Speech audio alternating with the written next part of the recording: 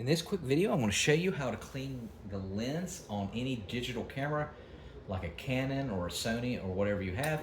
It's fairly simple to do. The only thing you need is microfiber cloth, cotton swabs, and a Q-tip and rubbing alcohol. 90% isopropyl alcohol, but you can use 70%.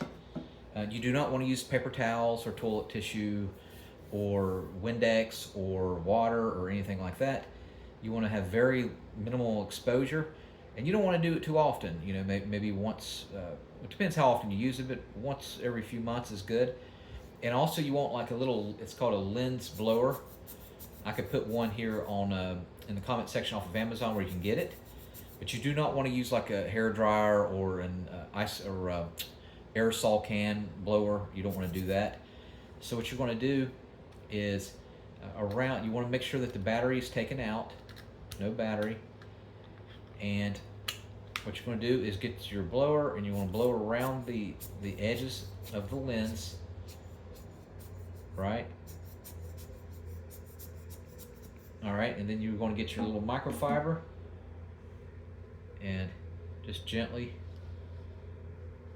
get the fingerprints off and everything. And the one reason you use microfiber cloth is because paper towels and like that will leave lint and stuff like that. You do not want to do that.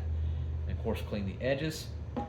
And this will knock off any dirt or gravel or any debris.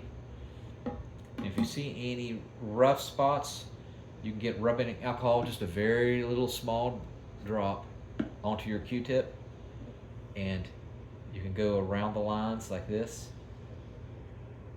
And then you can go around this way as well. And then with the cotton swab, if you see some tough spots, you can also go around it with just a very small amount of isopropyl alcohol. All right, let me know in the comment section what brand you have. Do you have a Canon? Do you have a Sony? And what model? This is a PowerShot. All right, thanks for watching, and make sure you subscribe.